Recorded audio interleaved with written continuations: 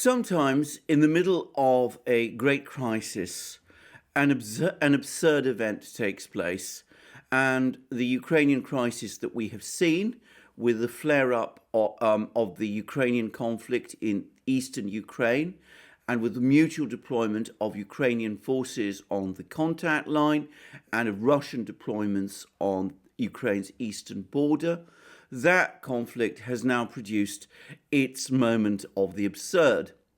As we know, after days of contradictory messages, President Biden confirmed that the United States would not deploy two Arleigh Burke destroyers to the Black Sea. Initially, the statements that the United States had made was that those deployments were being carried out as routine exercises. Then we were told that they were, in fact, to show solidarity with Ukraine. Then we were told that, in fact, there had been no plans to send these ships to the Black Sea after all, and that claims that they were being sent there was Russian disinformation. But finally and conclusively, President Biden himself confirmed that they were being withdrawn from, or rather not being sent to the Black Sea in order to prevent a further escalation of tensions. Well, it seems that Her Majesty's government in London is not happy with this decision. The British government has also said that it is not happy with the US decision to pull out all troops from Afghanistan by September. Well, there's not very much that the British government can do about the US decision to pull out troops from Afghanistan, but it can take action in substitution for that of the United States in the Black Sea, in a move that perhaps would have been more worthy of a bygone time. The British authorities have now confirmed that two British warships will be sailing into the Black Sea in May. The information comes from the London Sunday Times, and this is what it says. Royal Navy warships will sail for the Black Sea next month as tensions continue to rise between Ukrainian and Russian forces. Putting the ships off the coast of Ukraine is intended to show solidarity with Kiev and NATO allies in the region after President Biden decided to cancel the deployment of two American warships to the Black Sea last week for fear of escalating the crisis over the massing of Russian troops. One Type 45 destroyer armed with anti-aircraft missiles and an anti-submarine Type 23 frigate will peel off from the Royal Navy's carrier task force in the Mediterranean and head through the Bosphorus into the Black Sea. RAF F-35B Lightning stealth jets and Merlin submarine hunting helicopters are to stand ready on the task group's flagship, the carrier HMS Queen Elizabeth, to support the warships in the Black Sea should they be threatened by Russian warships, submarines or aircraft. HMS Queen Elizabeth has to stay in the Mediterranean because an international treaty prohibits aircraft carriers from entering the Black Sea. And then we learn that the Royal Navy had announced this deployment in February, before the crisis, but the Ministry of Defence, the British Ministry of Defence, had confirmed this decision on Friday. And we also read in the Sunday Times, this apparent divergence between London and Washington follows the admission on Friday by General Sir Nick Carter, Chief of Defence Staff, that the British government disagreed with President Biden's decision to withdraw all US and NATO troops from Afghanistan by September. Well, the British government has been the most outspoken in support of Ukraine ever since the Maidan events of 2013-2014, and has consistently and continuously pressed for strong action to be taken against Russia in connection with the conflict in Ukraine.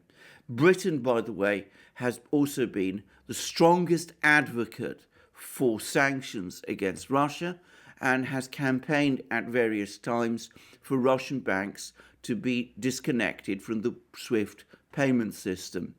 The British media, against strong competition, is also the most vocal in its criticisms of Russia and of Russian President Putin amongst the entire Western media.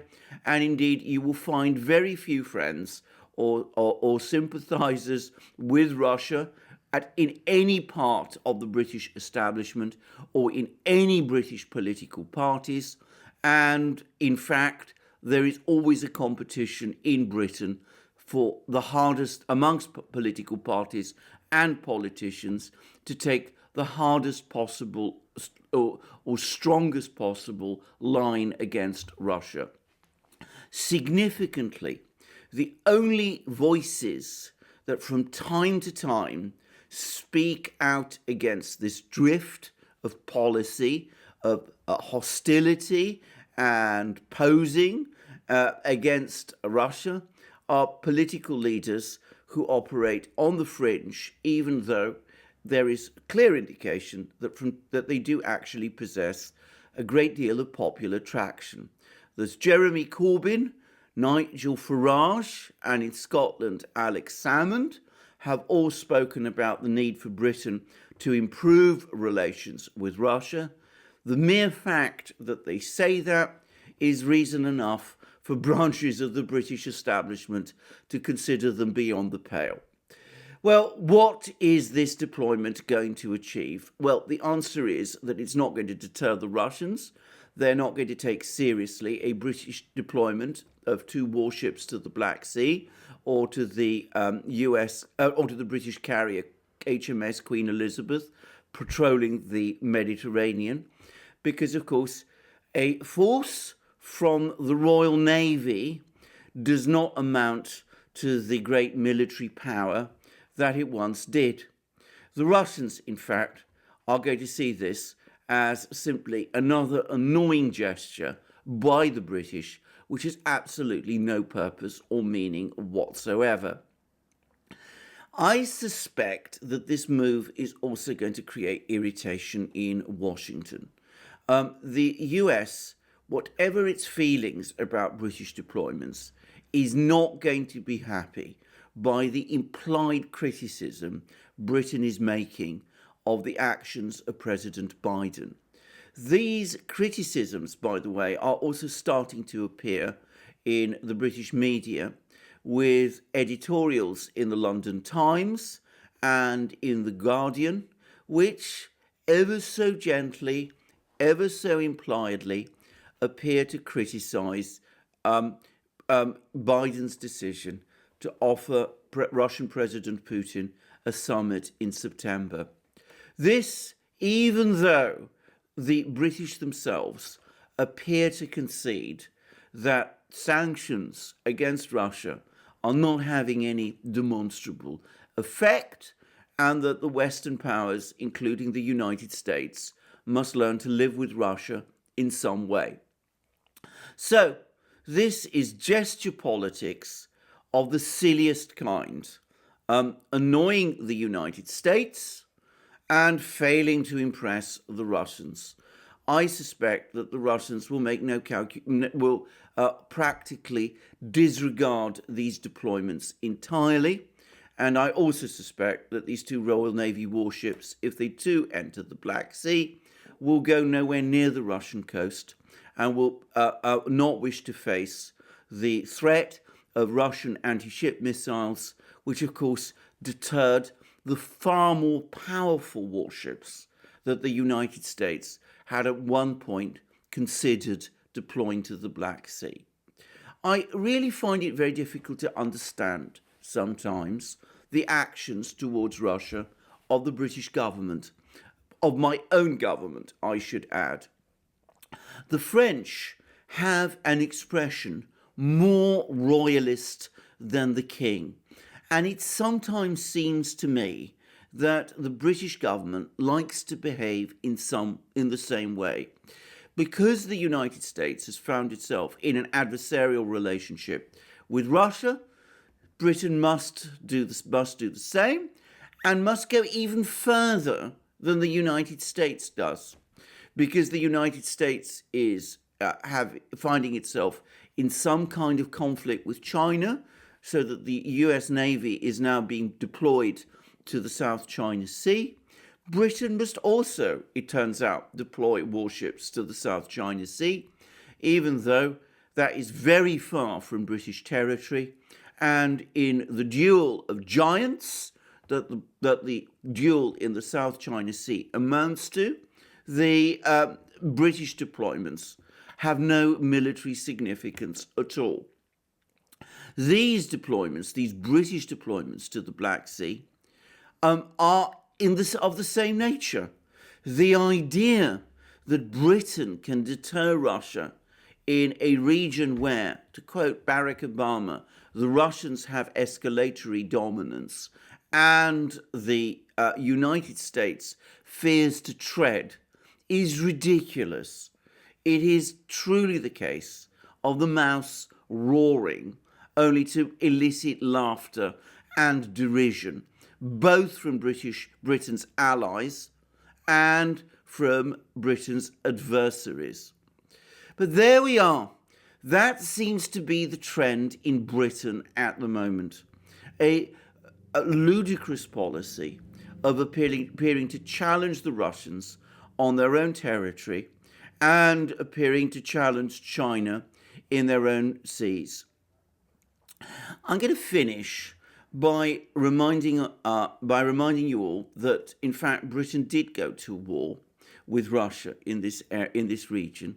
That was way back in the 1850s, when the British Empire was at the height of its power, and in alliance with France and Turkey actually did invade the Crimea, and after 2 bitter years of fighting, managed to capture the Russian port city and naval base of Sevastopol.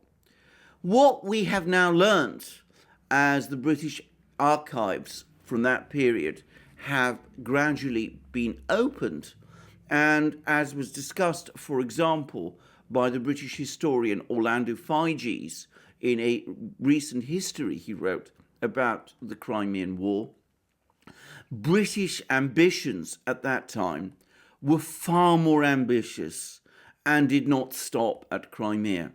The British, in fact, intended to use Crimea, which they expected to capture quickly, as a launch pad to invade the Russian Empire and to force its breakup. They were completely disappointed when they discovered that Russian resistance in Crimea was far tougher than they had anticipated, and when the Russians launched a devastating counteroffensive against Turkey in eastern Anatolia. It is not well-known fact, but the Crimean War was ended through diplomatic action at a time when the Russians were controlling far more Ottoman territory in eastern Anatolia, and were threatening the viability of the Ottoman Empire, then the British and their French and Turkish allies were controlling in Crimea, where the Russian army remained intact.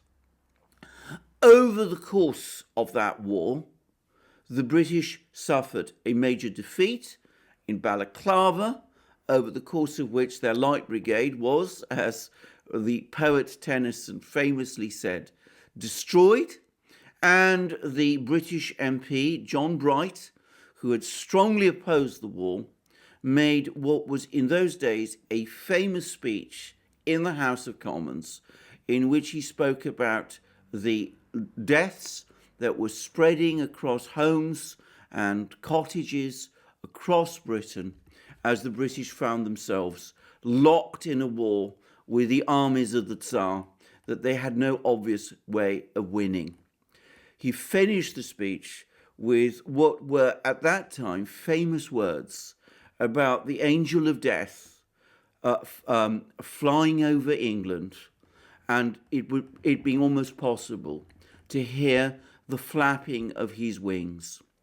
Well, it's clear that the British don't do history very well, because here we see British warships once again entering the Black Sea, once again challenging the Russians in what is their own in their own naval backyard, going to places where the far mightier and immeasurably more powerful US Navy fears to tread, and doing nothing much of any significance, but, as in the 1850s, putting their own people at extreme risk. What a failure of diplomacy, of historical understanding, and of perspective. Thank you for joining me for this program on this channel. Please join me for future programs, both on this channel and in our main channel, the Duran, where I do programs with my colleague and friend Alex Christoforou. Please check out his channel. You will find links under this video. Please also check us out on our other platforms, BitChute, Library, and Rumble, and especially Odyssey. Please also support us to the extent that you can via PayPal, Patreon, and Subscribestar. And remember, we accept payments in all currencies, including the new currencies that have, in the last 10 or so years, been appearing. And last but not least, join us on our Discourse server and check out our shop. See the famous things we have there, our famous magic mugs, our wonderful t-shirts, our sweatshirts, our hats, our hoodies, and all those things. Lastly, please remember to check your subscription to this channel. And thank you for joining me today. And I look forward to you joining me in future programs on this channel. And have a wonderful day until then.